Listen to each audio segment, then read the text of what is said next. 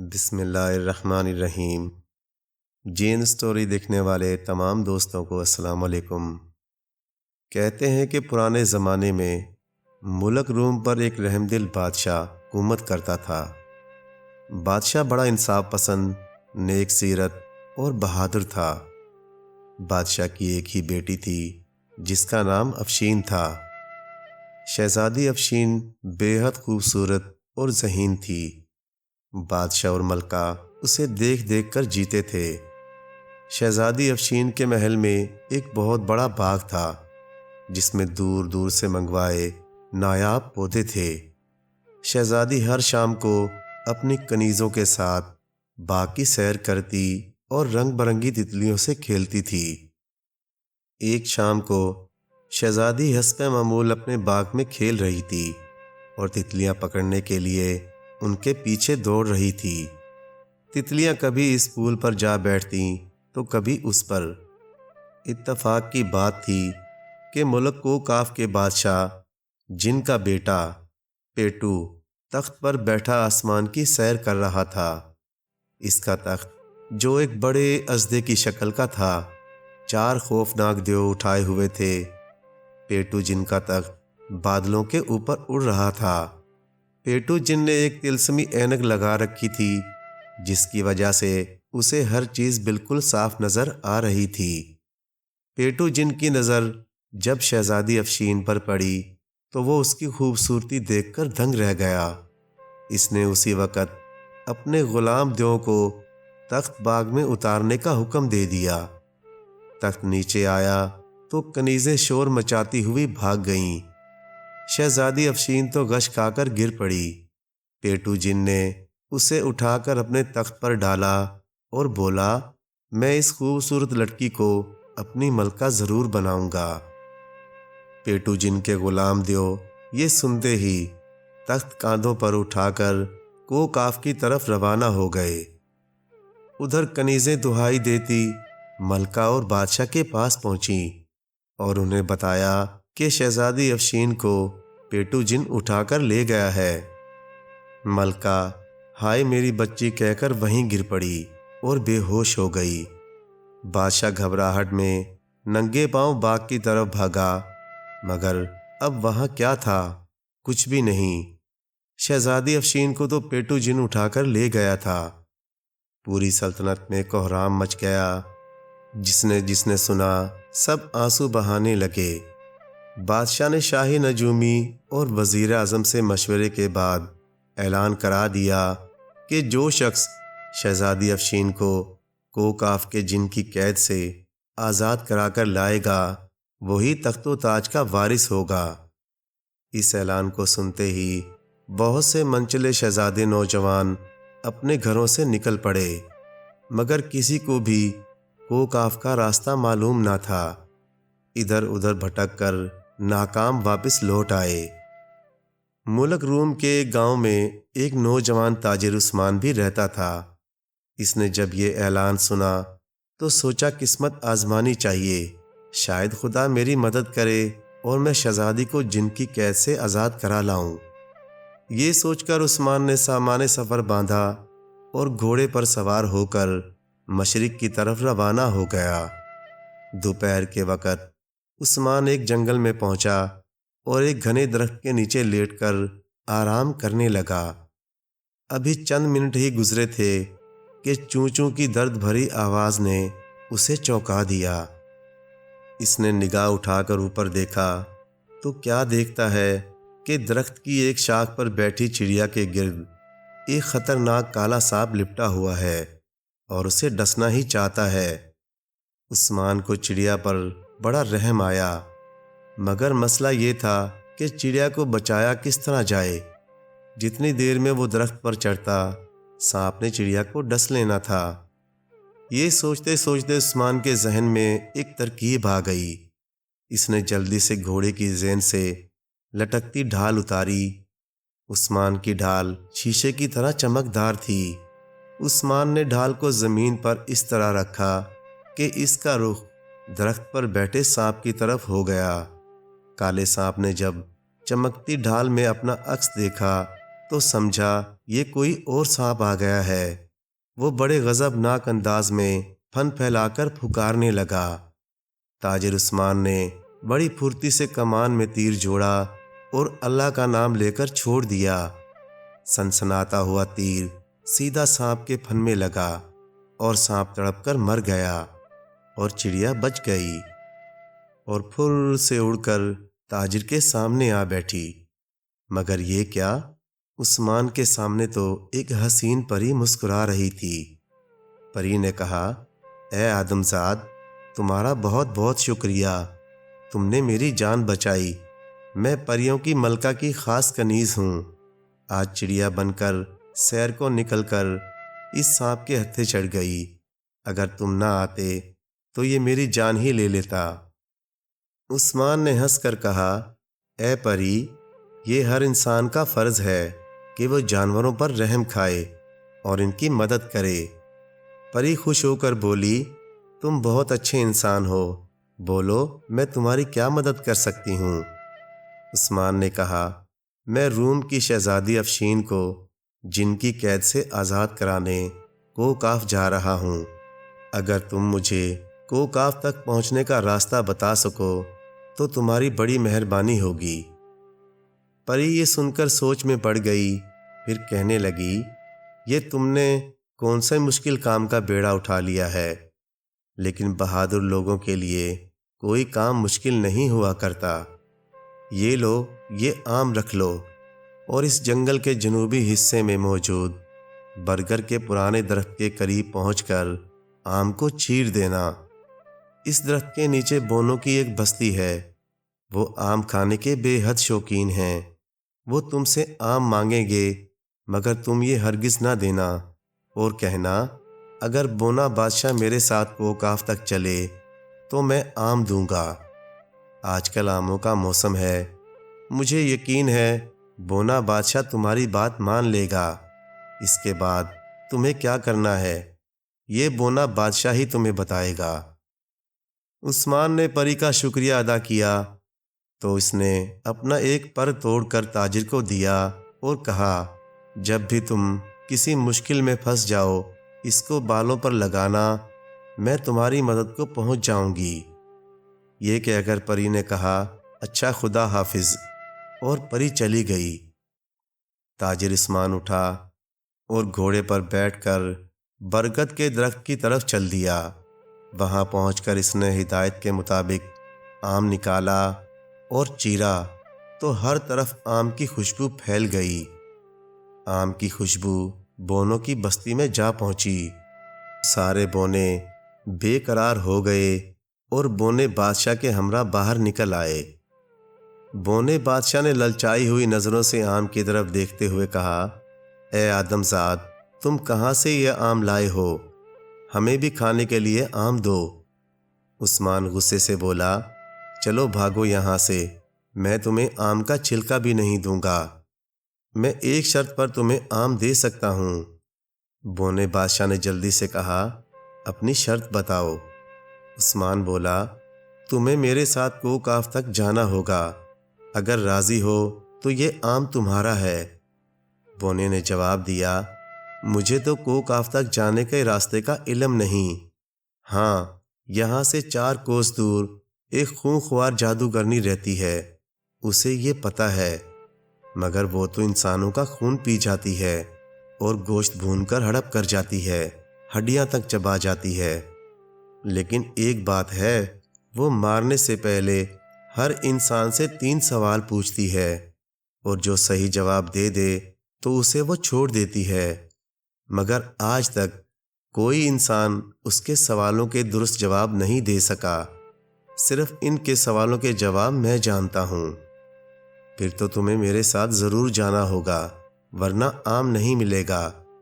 بونا بادشاہ مان گیا۔ عثمان نے آم بونوں کے حوالے کر دیا۔ ساری بستی آم پر ٹوٹ پڑی اور اسے چٹ کر گئی۔ اب عثمان نے بونے بادشاہ کو، جو سائز میں انسانی انگلی کے برابر تھا، اٹھا کر جیب میں ڈالا اور آگے چل پڑا۔ جب وہ جادوگرنی کے علاقے میں پہنچے تو جادوگرنی تاجر کو دیکھ کر خوش ہو گئی اور شیطانی کہکا لگا کر بولی، واہ واہ، آج تو خوب تگڑا شکار ہاتھ آیا ہے۔ اے انسان، میں تمہیں پانی میں ابال کر تمہاری یخنی پی جاؤں گی۔ عثمان تو کانپ اٹھا۔ جادوگرنی کی شکل تھی بھی بڑی بھیانک۔ یہ لال لال باہر کو نکلی ہوئی آنکھیں، پیلے زرد دانت اور کالا سیاہ رنگ۔ اس کی گود میں ایک مینڈک بیٹھا پھدک رہا تھا، جس پر ہاتھ پھیرتے ہوئے جادوگرنی اسے چوہے کھلا رہی تھی۔ جادوگرنی کی بات سن کر عثمان ہمت کر کے بولا، اے جادوگرنی، تم نے تو اعلان کر رکھا ہے کہ جو تمہارے 3 سوالوں کا جواب دے گا تم اسے چھوڑ دو گی۔ جادوگرنی نے یہ سن کر چیخ ماری اور فرش سے اچھل کر چلائی، تم میرے سوالوں کے جواب دو گے؟ آج تک کوئی انسان درست جواب نہیں دے سکا ہے۔ جادوگرنی کا کہکا بڑا بھیانک تھا، اس کا محل لرزنے لگا تھا۔ مینڈک اس کی گود سے اچھل کر پرے جا گرا۔ جادوگرنی نے پہلا سوال کیا، بتاؤ 10 من وزنی پتھر کو کس طرح پھونک مار کر اڑایا جا سکتا ہے؟ عثمان نے کان کھجانے کے بہانے سر جیب کی طرف جھکایا تو بونے بادشاہ نے اس کے کان میں کہا، جناب، پتھر کو پیس کر پاؤڈر بنا کر پھونکوں میں اڑایا جا سکتا ہے۔ عثمان نے یہی جواب دہرا دیا۔ جادوگرنی اچھل کر چنگھاڑی، لو اب دوسرے سوال کا درست جواب دو۔ بتاؤ وہ کون سی دولت ہے جسے کوئی نہیں چرا سکتا؟ عثمان نے پھر سر کو جیب کی طرف جھکایا تو بونے بادشاہ نے کہا، جناب، وہ دولت علم ہے جسے چرانا ناممکن ہے۔ اپنے دوسرے سوال کا جواب بھی درست پا کر جادوگرنی گھبرائی۔ اسے شکار ہاتھ سے نکلتا نظر آنے لگا، کیونکہ اگر عثمان تیسرے سوال کا بھی درست جواب دینے میں کامیاب ہو گیا تو جادوگرنی کو اسے چھوڑنا پڑے گا۔ جادوگرنی نے پھر کہا، اے انسان، میرا تیسرا سوال یہ ہے کہ وہ کون سا جرم ہے جسے کرتے ہوئے اگر انسان پکڑا جائے تو سزا ملتی ہے، لیکن اگر کر لے تو سزا نہیں دی جاتی؟ عثمان یہ سن کر چکرا گیا، مگر بونے بادشاہ نے اسے جواب بتایا۔ عثمان نے کہا، وہ جرم خودکشی ہے۔ جادوگرنی نے زور سے 2 ہتھڑ مارا اور چیخی، افسوس، آج ایک انسان نے میرے سوالوں کے جواب دے دیے۔ افسوس، میں اسے بھون کر نہیں کھا سکتی۔ جا چلا جا، میں تجھے چھوڑتی ہوں، تو آزاد ہے۔ عثمان نے کہا، اے جادوگرنی، ایک مہربانی کرو، مجھے کوکاف جانے کا راستہ بتا دو۔ میں اپنے ملک کی شہزادی کو جن کی قید سے آزاد کرانا چاہتا ہوں۔ جادوگرنی کہنے لگی، میں تمہاری ذہانت سے خوش ہوں۔ لے، یہ گیند زمین پر پھینک دے اور اس کے پیچھے پیچھے چلتا جا۔ یہ گیند تجھے خون کے دریا کے کنارے تک پہنچا دے گی۔ اس دریا کے پار کوکاف کی حدود شروع ہو جاتی ہیں۔ دریا کے کنارے ایک چڑیل رہتی ہے، وہی دریا کی محافظ ہے۔ اگر تم اسے مارنے میں کامیاب ہو گئے تو دریا پر ایک پل خود بخود بن جائے گا، جس پر سے تم گزر کر دوسری طرف جا سکو گے۔ اور خبردار، دریا کے خون میں تیرنے کی کوشش نہ کرنا، ورنہ پتھر کے بن جاؤ گے۔ عثمان نے گیند زمین پر ڈالی، گیند خود بخود آگے بڑھنے لگی اور تاجر عثمان اس کے پیچھے پیچھے چلنے لگا۔ بونا بادشاہ اس کی جیب میں تھا اور اسے مزے مزے کے لطیفے سنا رہا تھا۔ اب ہم شہزادی افشین کی خبر لیتے ہیں کہ وہ کس حال میں ہے۔ پیٹو جن نے اسے چاندی کے ایک بہت بڑے پنجرے میں قید کر دیا تھا اور اسے مجبور کرتا تھا کہ وہ اس سے شادی کر لے۔ اس وقت بھی پیٹو جن کہہ رہا تھا، اے شہزادی، میری بات مان لے، یہاں کوئی تیری مدد کو نہیں آ سکتا۔ شہزادی افشین یہ سن کر رونے لگی۔ پیٹو جن نے اسے روتے دیکھا تو ہاتھ جوڑ کر بولا، رو مت میری پیاری شہزادی، میں ابھی تمہارے لیے میٹھی گولیاں منگواتا ہوں۔ پیٹو جن نے ایک دیو کو گولیاں لانے کا حکم دیا۔ وہ لے آیا، مگر یہ کیا، کھٹی میٹھی گولیاں فٹ بال کے سائز کی تھیں۔ लंबे लंबे बांसों से लिपटे हुए मोटे लालीपाप थे और ईंट जितने बड़े बड़े चॉकलेट थे। पेटू गुस्से से बोला, ए अहमक द्यो, तुम जिनों के खाने वाली गोलियां और लालीपाप ले आए हो, जाओ इनके टुकड़े करके लाओ, इन्हें शहजादी ने खाना है। द्यो चला गया। पेटू जिन ने शहजादी को रोना बंद करने के लिए कहा, मगर वो रोती रही तो पेटू जिन गुस्से में आ गया और इतनी जोर से धाड़ा कि पूरा महल कांप उठा। इसने कहा, ए नादान शहजादी, तुझे मेरी बात मानना पड़ेगी, वरना मैं तुझे मार डालूंगा।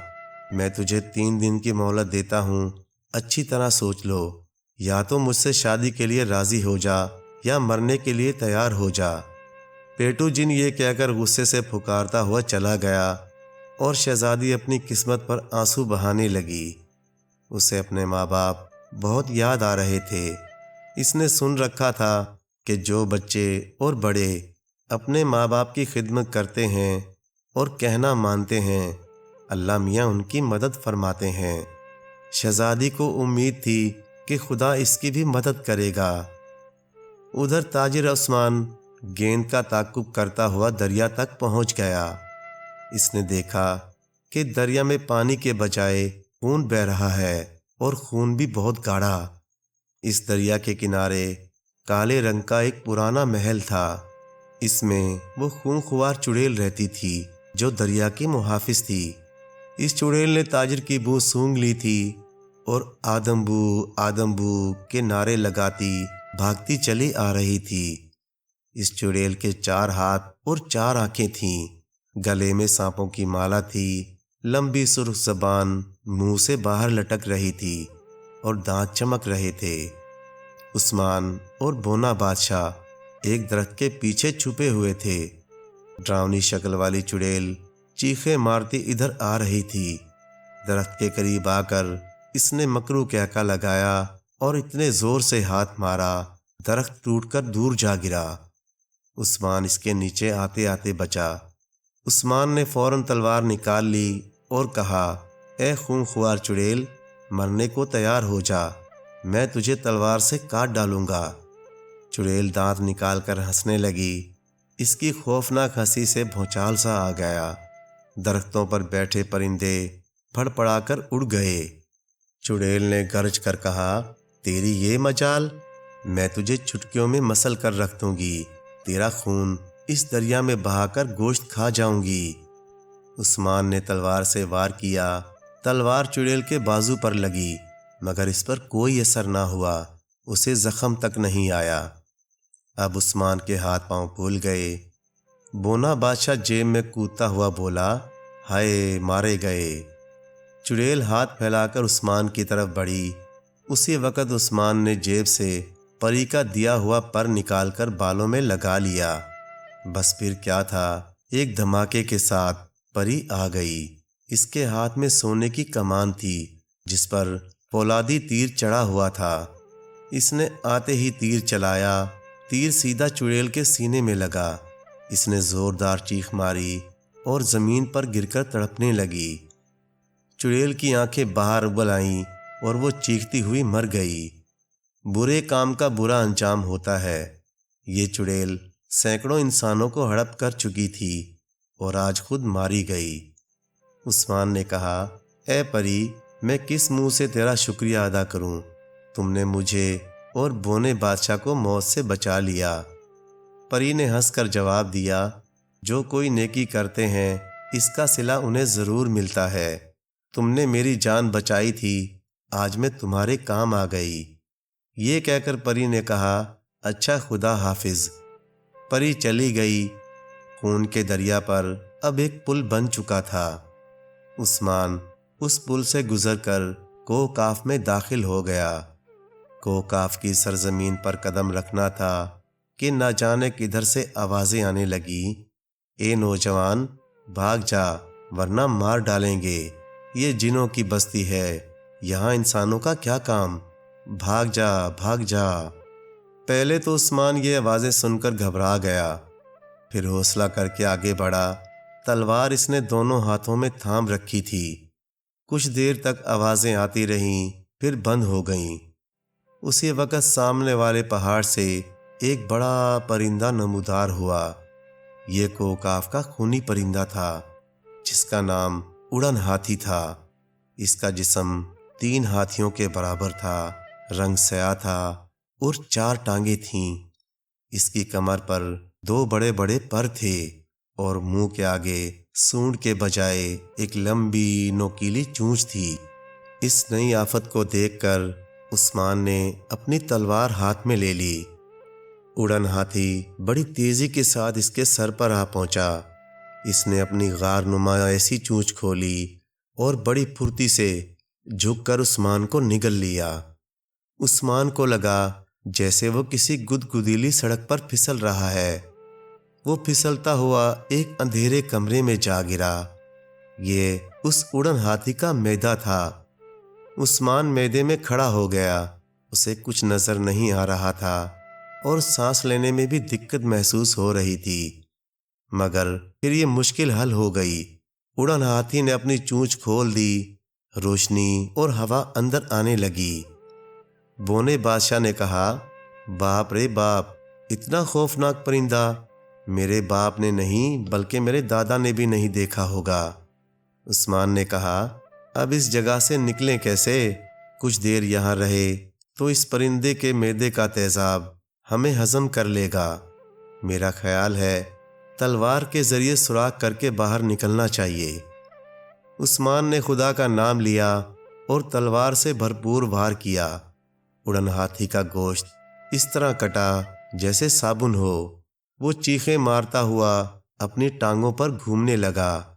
ایسا کرنے سے معدے میں گویا جیسے زلزلہ آ گیا اور عثمان اڑن ہاتھی کے پیٹ میں کلا بازیاں کھانے لگا، مگر سنبھل کر وہ تلوار چلاتا رہا۔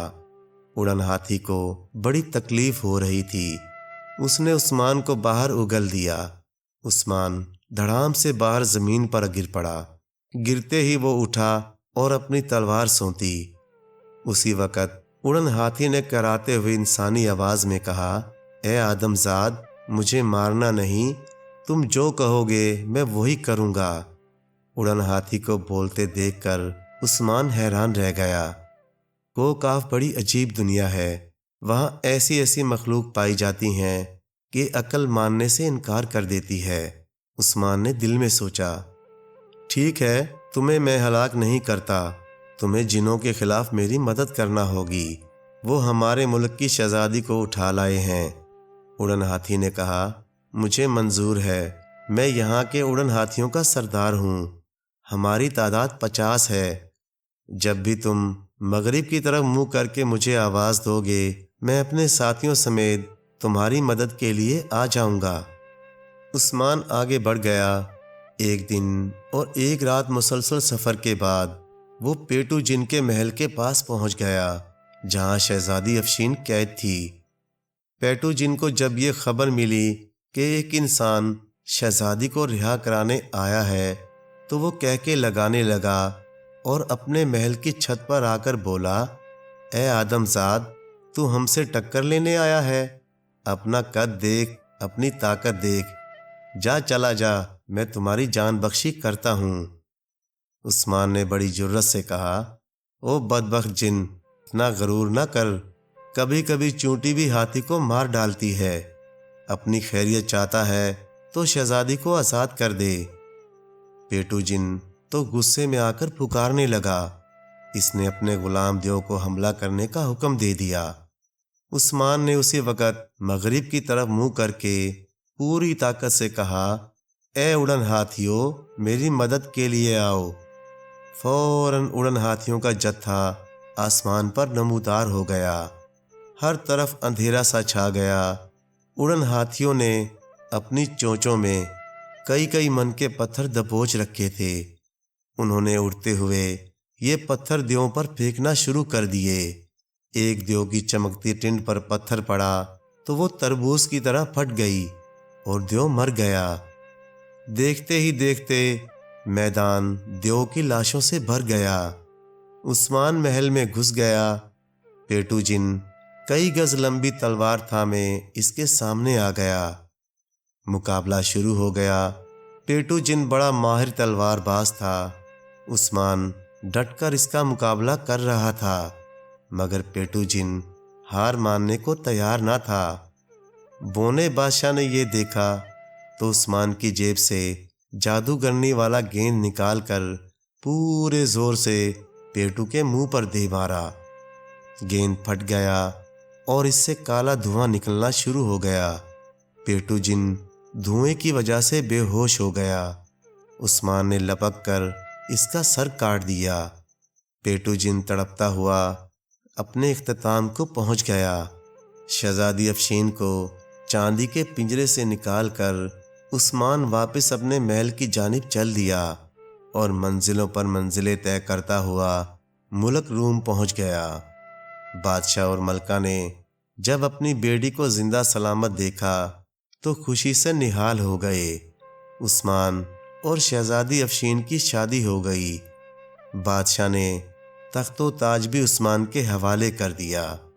عثمان کئی سال تک بڑے عدل و انصاف کے ساتھ اس ملک پر حکمرانی کرتا رہا۔ پیارے دوستو، کہانی اچھے لگے تو لائک کریں، چینل کو سبسکرائب کر دیں اور مزید اسی طرح کے قصے کہانیاں دیکھنے کے لیے دیکھتے رہیں جی این اسٹوری ٹی وی۔ جزاک اللہ۔